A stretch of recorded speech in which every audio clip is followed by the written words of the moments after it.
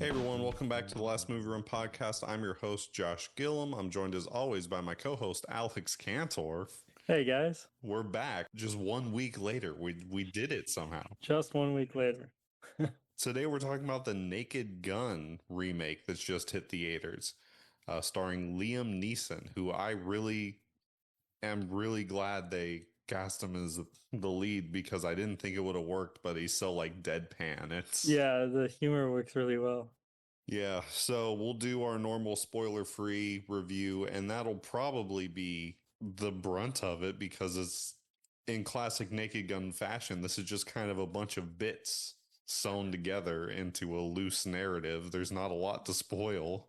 Yes, how are we doing this? Are we talking about the general comedy and then the spoiler review is mentioning specific jokes? I don't want to ruin it for anyone who Yeah, hasn't seen let's it do it because the that way. jokes are pretty good. Okay. Let's do it that way. What'd you think of this movie?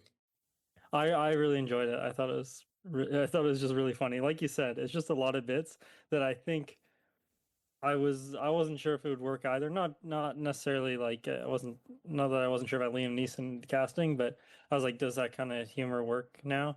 But then yeah, I was like laughing my way through the movie. I really enjoyed it. Yeah, this was really good. I like I said, I really enjoyed the casting. They are all like from the trailers, we saw that they're all like the sons and daughters of Yeah, all the former police squad people. There was just they all just went into the same field. yes.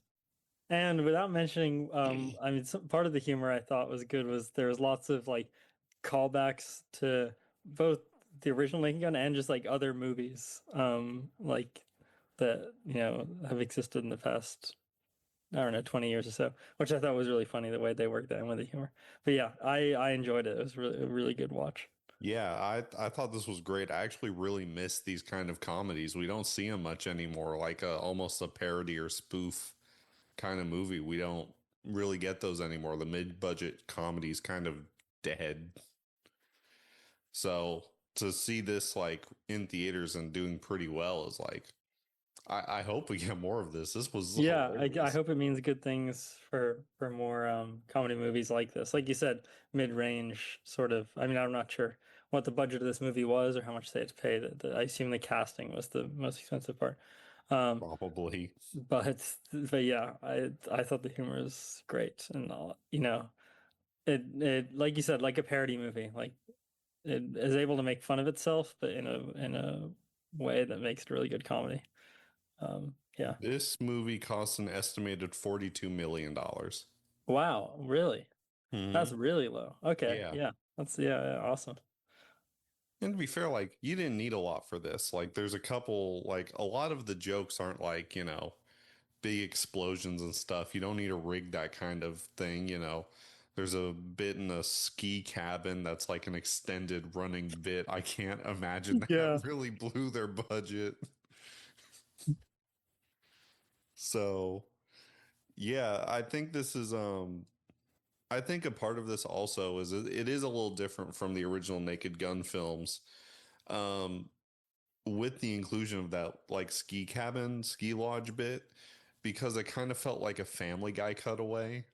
I felt like a fever dream. There are bits that I'm like just now remembering. I was like, oh yeah, that was a whole like sequence that they Mhm. did. And then they were like, oh yeah, that was just a weekend. Yeah, he has to go away for a weekend. They just do that, and it's like Yeah. 10 minutes of the movie is spent there, and it's um yeah, this oh, and I mentioned Family Guy cutaway because this, I don't know if you noticed, was directed by Seth MacFarlane.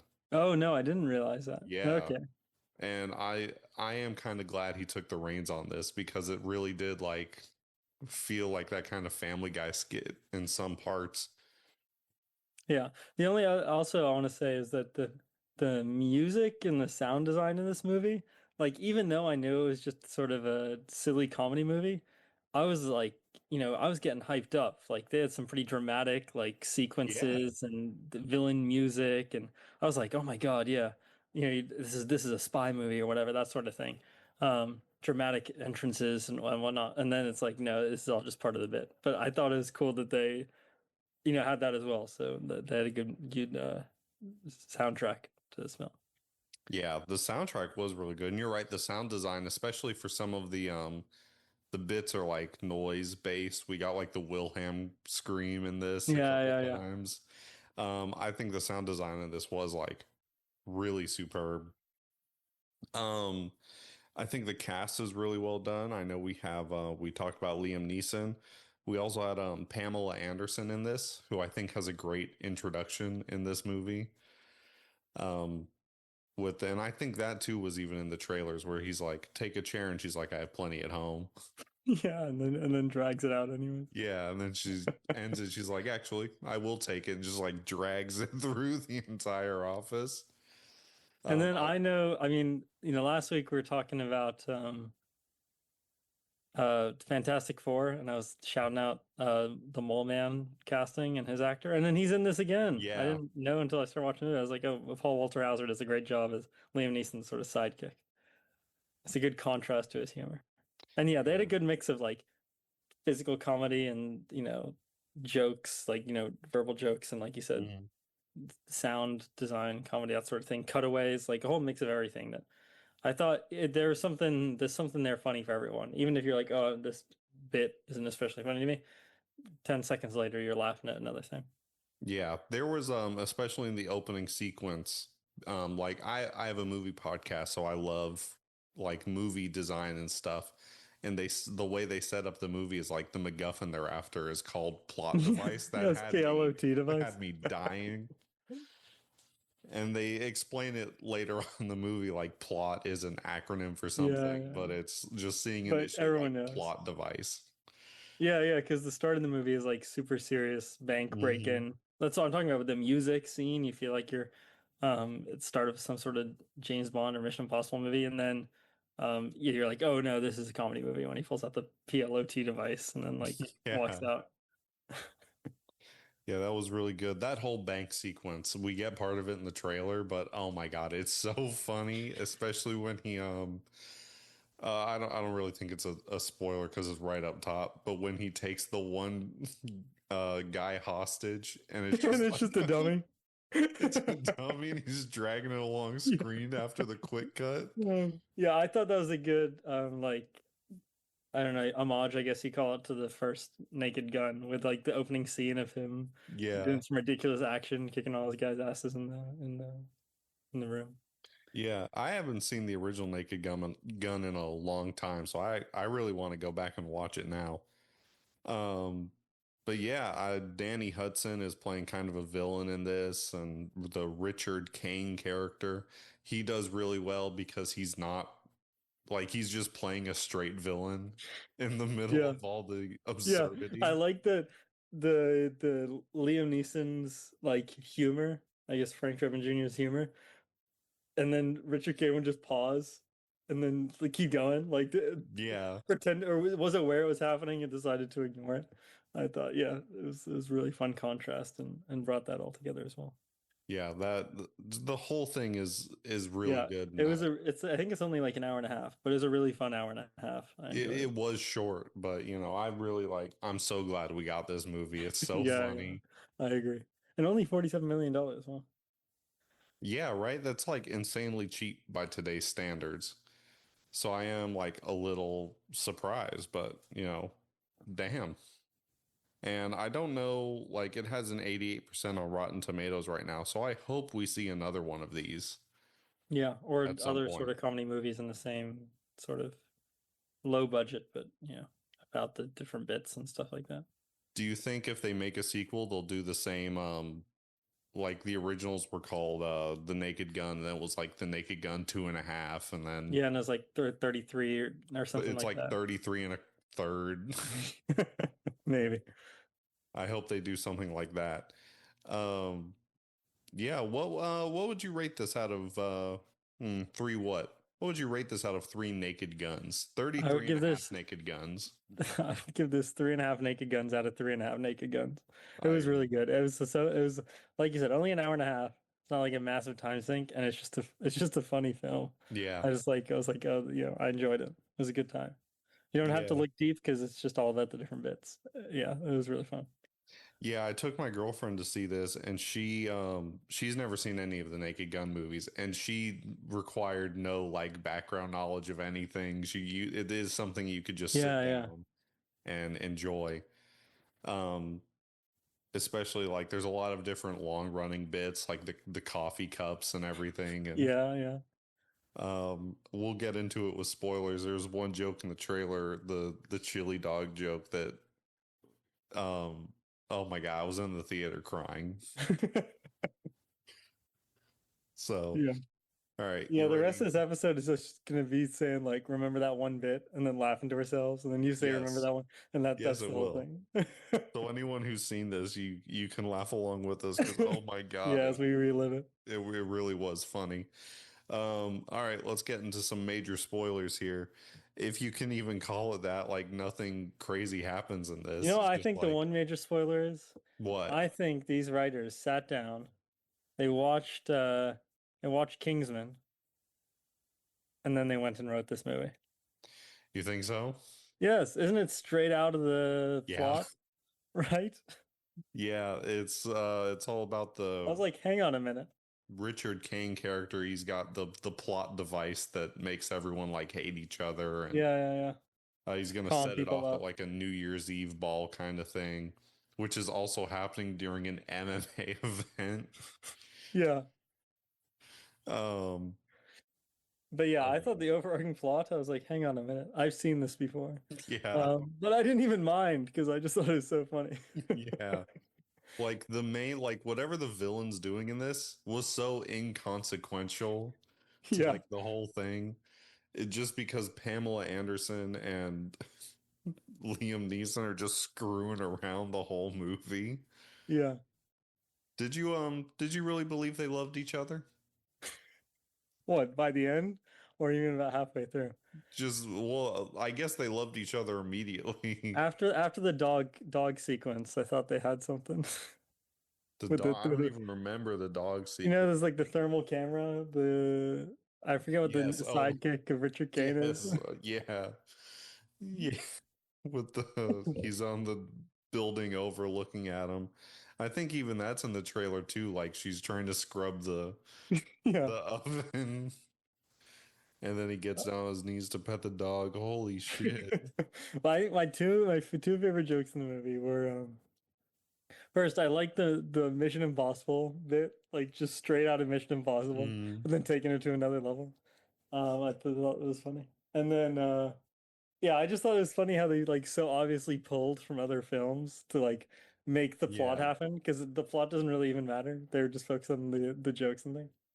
Uh and then the whole chili cheese dog sequence, I was dying laughing.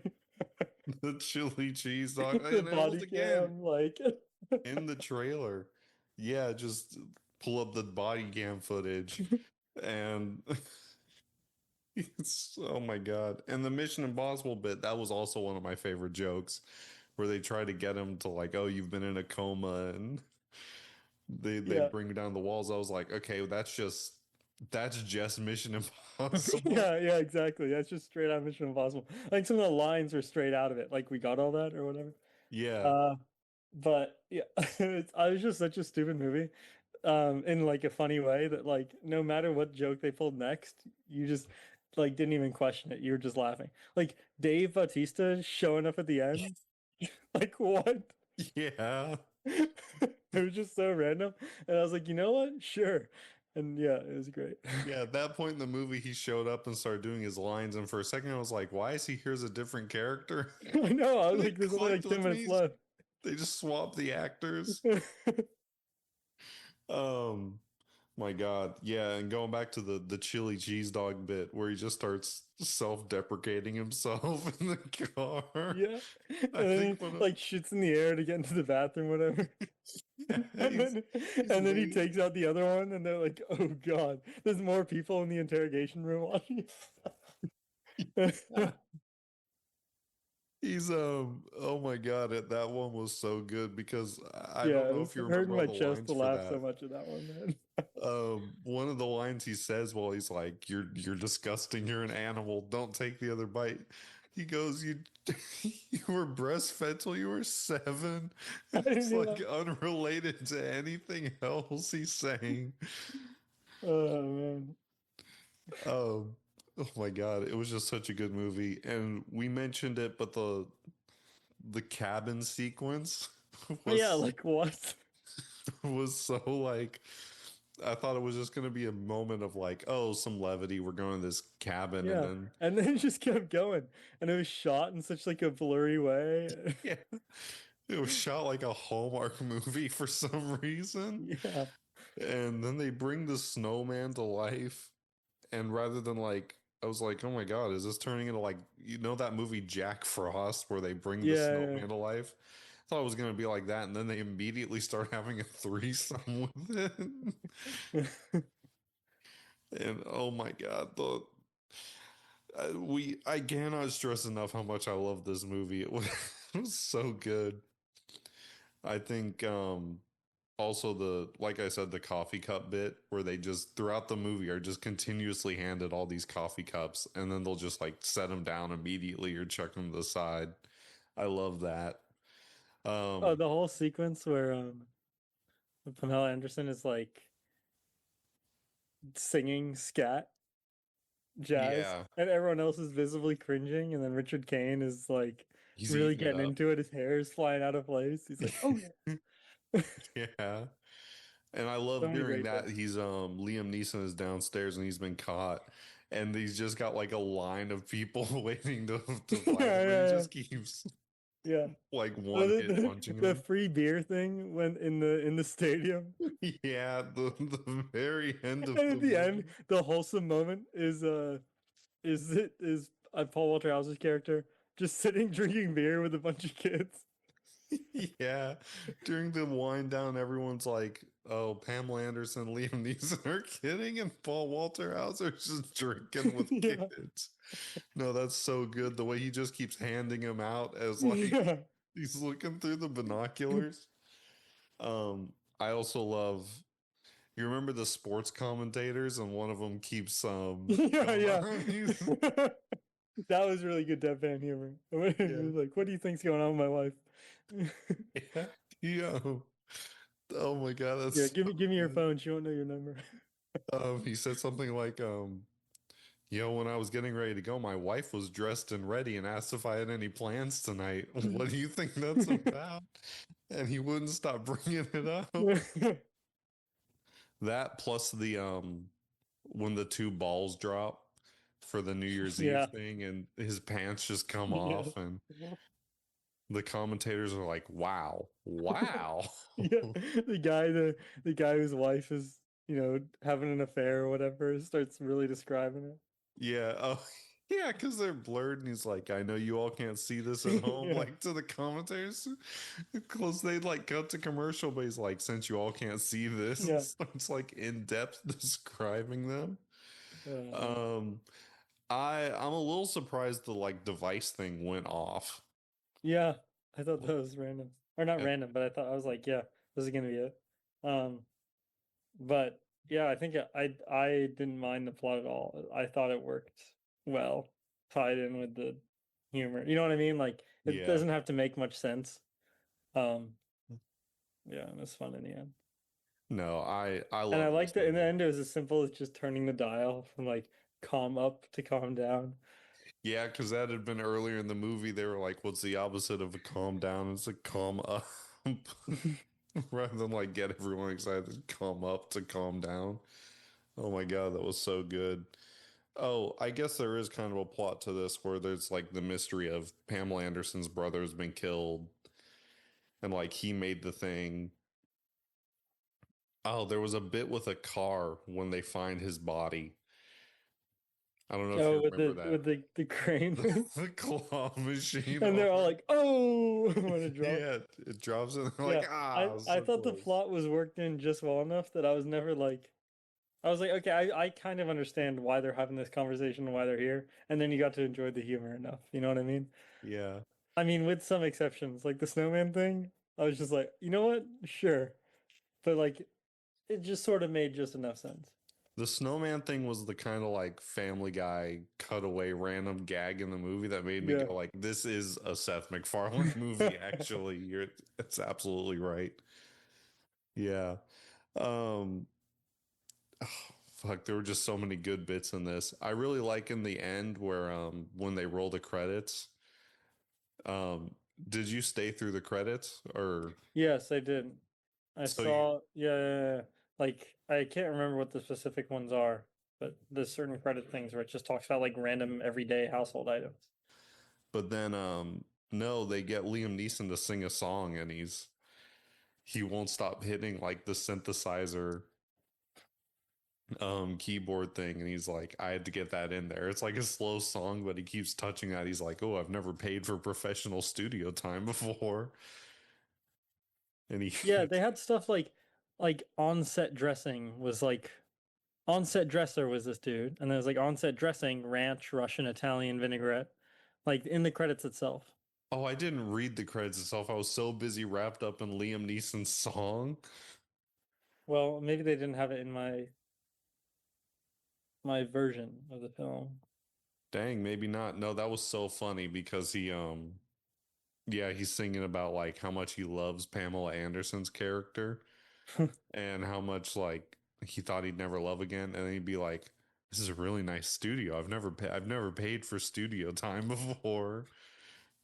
And then he'll see the keyboard and he'll press it, and it's only the audio. There's like it's rolling the credits, and suddenly it'll just be a drum beat over whatever piano thing's going. He's like, "Ooh, that's nice." He gets back to singing.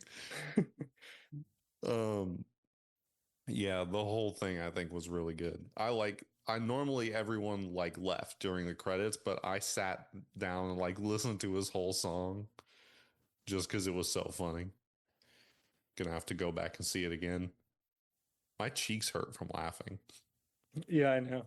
It was a good film. And just talking about it, I'm cracking up again. Yeah, I know. Yeah, there were so many good things. I wish they because AMC is you don't have AMC over there, do you? No, we have Odeon is where I watch my films. Ugh, it's disgusting. Odium? Odeon, ODE. Odeon. I think it's a couple. I figured it's a company. You want to get into what we've been watching? Yes.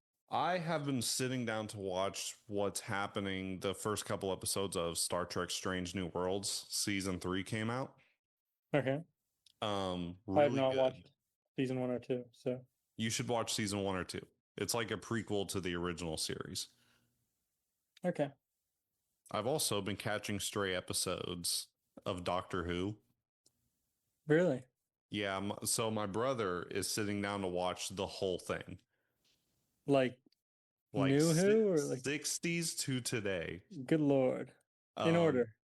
no, he started New Who, and then halfway through Tennant's run, he was like, I think I'm going to go back and watch the first Okay. because he sat down. He's doing it like the worst way possible. Like he watched the fourth Doctor's run first. Okay. Then he went back as like, I'm going to watch New Who. Now he's watching the first Doctor. And he finished Jodie Whittaker's run, though, 13. And I caught some of those. Those were really good. I should sit down and finally watch them because I watched her first season and then gave up. Yeah. Similar to me. I think I watched half of the first season, her first season, and I sort of stopped watching Doctor Who. Besides watching the occasional like Matt Smith or David Tennant or Peter Capaldi episode that I enjoyed. Yeah. Well, I sat down and watched 15, I think it is, Shooty's run. He only did 2 seasons. Yeah. I don't know if you watched that. That was really good. I watched the first season. I heard in the second season it got a bit weird because like out of show stuff. Actually, I think I watched the start of the second season, but I heard something like, they weren't sure if he's going to leave or there's an issue with one of the companions' contracts. So anyway, but I don't know all the details. Yeah. Anyway, I've been watching Scavenger's Reign on Netflix. What the hell was that? It's really good. You got to watch it. It's like this animated show about basically like a bunch of people fall onto some random planet or something. It's like, futuristic world, space travel. They're like part of a cargo ship. Um, And it's like it starts off with them on the planet, Hmm. and then throughout every episode you get like a bit of a flashback, so you like start to understand how the accident happened, All sort of right. get left in there.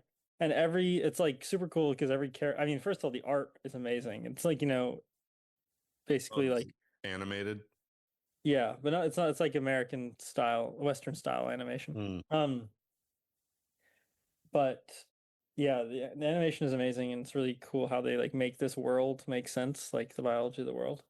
And then it's really cool how they develop the storylines of the characters is really cool because it's like how each of them respond to like being in the world. Like some of them are like become more resourceful, some of them become more reliant on the others. One of them straight up starts becoming evil. No spoilers, but it's a good show.